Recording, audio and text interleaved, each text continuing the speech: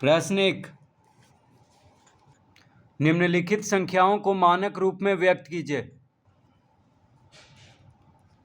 1,05,00,000, तो इसको मानक रूप में व्यक्त करना है। तो 1,05,00,000 है, तो इसको हम लिख सकते हैं 105 गुना 10⁵5। तो 105 पे कितना शून्य है, देखिए 1 2 3 4 5, तो 105 गुना 10⁵5 लिख सकते हैं इसको, क्योंकि 10⁵5 मतलब 1,00,000 हुआ।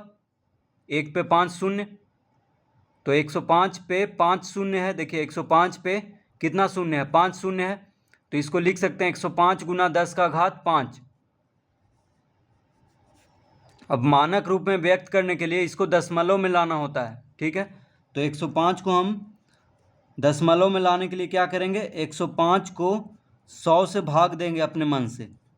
तो जब 100 से भाग दिए हैं तो 100 से गुना भी करना होगा, तभी देखिए 100 कट जाएगा और यहाँ पे लिखेंगे गुना 10⁵5।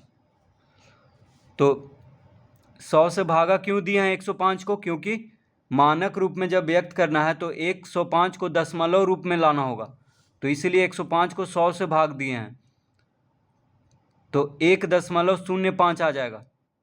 यानी मानक रूप में जब भी व्यक्त करना है तो पहला जो अंक है उसके बाद दशमलव लगाना होता है। तो 1 के बाद दशमलव कैसे लगाएंगे, तो 100 से भाग देंगे तो हो जाएगा। देखिए 105 को जब 100 से भाग देंगे तो 1.05 आ जाएगा, ठीक है। तो 1 के बाद दशमलव लगाने के लिए 100 से भाग दिए हैं और 100 से गुना भी कर दिए हैं, क्योंकि भाग दिए हैं तो गुना भी करना होगा, तभी 100 से 100 कट जाएगा, क्या बचेगा, 105 बचेगा।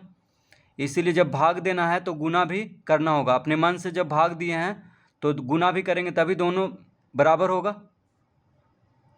तो 105 को 100 से भाग देंगे तो 1.05 आ गया, गुना 100 को लिख सकते हैं 10⁵2 गुना 10⁵5। 100 को क्या लिख सकते हैं, 10⁵2, ठीक है। ये 100 को तो भाग दे दिए, इस 100 को लिख दिए 10⁵2। अब हो गया 1.05 गुना, अब 10⁵2 और गुना 10⁵5 है, तो हो जाएगा 10⁵7। तो 1,05,00,000 बराबर हो गया 1.05 गुना 10⁵7 मानक रूप में। तो इस तरह से इसको मानक रूप में बदल देंगे। तो ये पहला है। अब दूसरा हल करेंगे।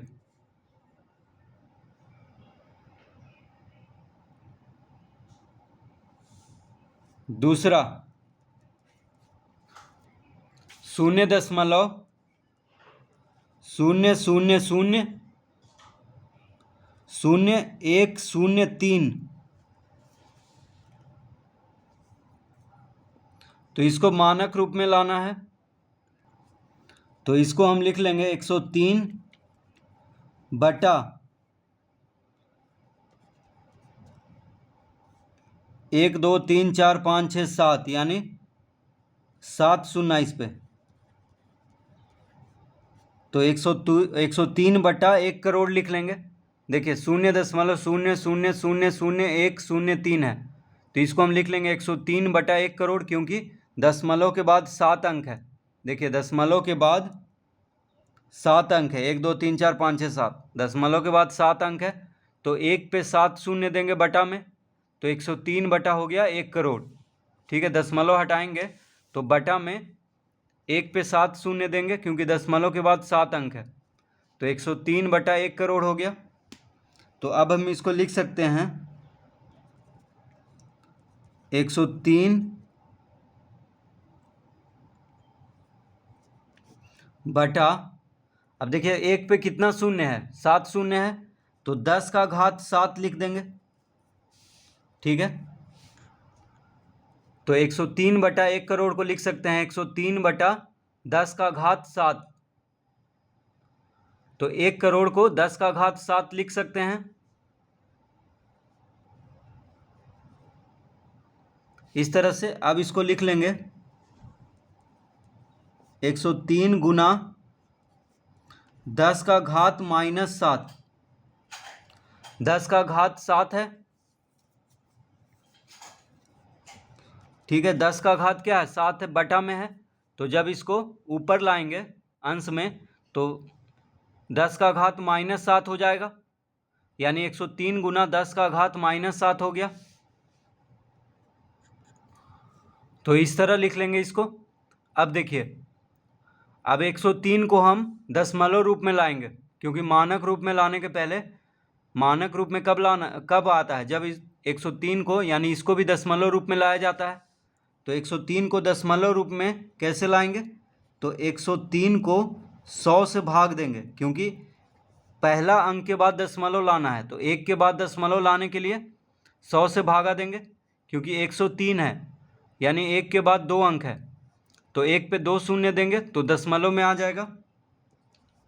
तो 100 से भागा दिए हैं तो 100 से गुना भी करेंगे। जब अपने मन से भागा दिए हैं तो अपने मन से गुना भी करेंगे, उतना ही तभी बराबर होगा। 100 से 100 कट जाएगा, बचेगा सिर्फ 103, ठीक है। और गुना 10 का घात -7 लिख लेंगे। अब 103 को जब 100 से भाग देंगे तो आ जाएगा 1.03। देखिए 103 को 100 से भाग देंगे तो 1.03 हो जाएगा, गुना 100 को लिख सकते हैं 10 का घात 2 गुना 10 का घात -7। तो 100 को 10 का घात 2 लिख सकते हैं, और 103 को 100 से भाग देंगे तो 1.03 हो गया। अब हो जाएगा 1.03 गुना 10 का घात 2 गुना 10 का घात -7।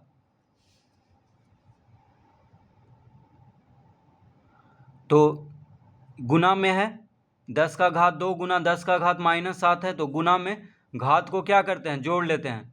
तो 2 और -7 को जोड़ेंगे तो आ जाएगा, तो 10 का घात 2 प्लस -7 यानी कितना आ जाएगा, 1.03 गुना 10 का घात 2 प्लस -7 हो जाएगा।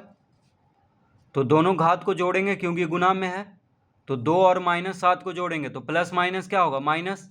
कोष्ठक हटाएंगे तो प्लस माइनस माइनस, यानी इसका उत्तर आ जाएगा 1.03 गुना 10 का घात, अब 2 में से 7 घटाएंगे तो -5 आएगा, यानी 1.03 गुना 10 का घात -5 इसका उत्तर होगा मानक रूप में। तो इस तरह से इसको मानक रूप में बदल देंगे।